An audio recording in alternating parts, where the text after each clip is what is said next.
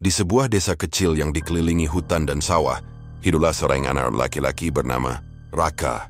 Ia adalah yatim piatu sejak umur 5 tahun. Sejak itu ia tinggal di sebuah gubuk reot peninggalan orang tuanya, bertahan hidup dari mengumpulkan kayu, bakar dan bekerja serabutan di ladang warga desa. Suatu hari saat pulang dari mencari kayu, Raka mendengar suara lemah dari semak belukar.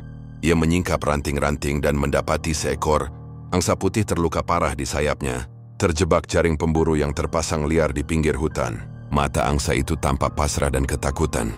Tanpa ragu, Raka membebaskannya dengan hati-hati, lalu membawanya pulang. Hari-hari berikutnya Raka merawat angsa itu dengan penuh kasih sayang. Ia menumbuk dedaunan obat dari hutan, mengganti perban sayapnya setiap hari, dan memberinya makan dari sisa makanannya yang sederhana. Angsa itu tampaknya tahu bahwa ia sedang diselamatkan. Ia tak pernah memberontak, hanya menatap Raka dengan sorot mata yang hangat dan penuh rasa percaya. 2 minggu berlalu, luka angsa perlahan sembuh. Pada pagi yang cerah, angsa itu mengepakkan sayapnya. Kini sudah kuat dan lentur. Ia mendekati Raka, menyentuhkan paruhnya ke pipi anak itu seakan mengucapkan terima kasih, lalu terbang tinggi ke langit, meninggalkan Raka yang berdiri tertegun antara senang dan sedih. Namun keesokan harinya kejadian aneh terjadi. Di dekat tungku kayunya Raka menemukan sebuah telur. Tapi bukan sembarang telur, telur ini berkilauan seperti emas. Awalnya ia mengira hanya ilusi cahaya. Tapi setelah ia membawa telur itu ke pasar, seorang pandai emas menyatakan bahwa telur itu benar-benar terbuat dari emas murni. Raka terkejut. Ia menjual telur itu dan mendapatkan uang cukup untuk memperbaiki gubuknya, membeli makanan, dan bahkan menyisihkan sebagian untuk membantu warga desa lain yang juga hidup susah. Hari demi hari setiap pagi, seekor angsa putih muncul di dekat gubuknya dan meninggalkan satu telur emas di tempat yang sama. Tak ada yang tahu dari mana datangnya angsa itu, tapi Raka tahu. Itu adalah angsa yang pernah ia selamatkan. Ya, namun cerita ini belum berakhir di situ. Kabar tentang anak miskin yang tiba-tiba kaya mulai menyebar ke desa-desa tetangga. Orang-orang mulai mencurigai dan beberapa menjadi iri. Suatu malam saat hujan deras mengguyur desa, sekelompok orang tak dikenal datang mengendap-endap ke gubuk Raka. Mereka membawa obor dan senjata tajam. Wajah-wajah mereka tersembunyi oleh tudung dan kain basah.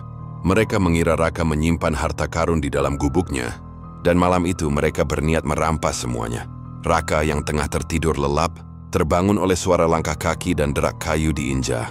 Ia langsung terbangun dan mengintip dari celah dinding gubuk. Matanya membelalak. Beberapa pria asing sudah berdiri di halaman, dan salah satu dari mereka menyalakan api di sudut atap rumahnya. Ketika api mulai menjalar, terdengarlah suara kepakan sayap keras dari langit. Angsa putih itu datang menukik tajam, menabrak obor dari tangan salah satu pria, menjatuhkannya ke tanah basah. Dalam beberapa detik, api padam oleh hujan, tapi para penyerang masih belum mundur. Angsa itu mengeluarkan suara melengking keras, seperti sedang memanggil sesuatu. Tiba-tiba, dari arah hutan, muncul belasan pasang mata bercahaya. Angsa-angsa lain, semuanya putih seperti salju, datang dan mengepung para penyerang. Mereka bukan angsa biasa. Dengan kekuatan aneh dan gerakan cepat, mereka menyerang balik, membuat para penyerang ketakutan dan lari terbirit-birit ke dalam gelap malam. Raka berdiri membeku di depan gubuknya, masih tak percaya. Angsa yang ia tolong kini bukan hanya membalas dengan emas, tapi juga melindunginya. Keesokan harinya, kepala desa datang bersama beberapa warga untuk melihat keadaan. Mereka mendapati gubuk Raka yang hampir hangus dan tanah, sekitar penuh jejak kaki manusia, serta bulu angsa putih. Setelah mendengar cerita Raka, kepala desa mengangguk pelan dan berkata, "Kau telah menunjukkan kasih sayang, Raka, dan alam membalas kasih itu dengan keajaiban. Tapi ingat, keajaiban seperti ini akan selalu mengundang iri dan tamak." Raka mengerti. Sejak hari itu, ia meminta angsa untuk tidak lagi memberinya telur emas. Ia sudah cukup, gubuk yang layak, makanan, dan ketenangan. Namun angsa itu tetap datang setiap pagi, bukan membawa telur, melainkan menemani Raka. Tahun-tahun berlalu, Raka tumbuh menjadi pemuda bijak dan rendah hati. Ia tidak pernah menikah, tapi hidupnya tak pernah sepi, selalu dikelilingi anak-anak yatim dan warga desa yang datang untuk meminta nasihat atau sekadar bercerita. Gubuknya, yang dulu reot, kini menjadi rumah sederhana dan hangat, penuh tawa dan kedamaian. Angsa putih itu tetap datang setiap pagi, meski tidak lagi membawa telur emas. Ia hanya berdiri di depan rumah, menatap Raka dengan sorot mata yang sama, penuh rasa percaya dan persahabatan, seolah keduanya tak perlu kata-kata untuk saling mengerti. Pada suatu pagi, angsa itu tidak datang. Raka menunggu seharian lalu berhari-hari. Tapi angsa itu tak pernah kembali. Ia tahu, mungkin waktunya telah selesai di dunia ini. Tapi Laksmana bersedih. Ia menatap langit, tersenyum dan berbisik, "Terima kasih, sahabatku."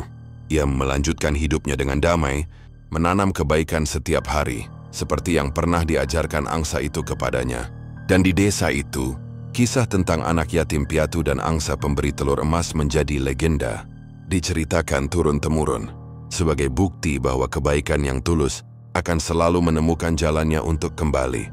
Bukan lewat emas, tapi lewat cinta, perlindungan, dan keajaiban yang tak bisa dibeli oleh apapun di dunia.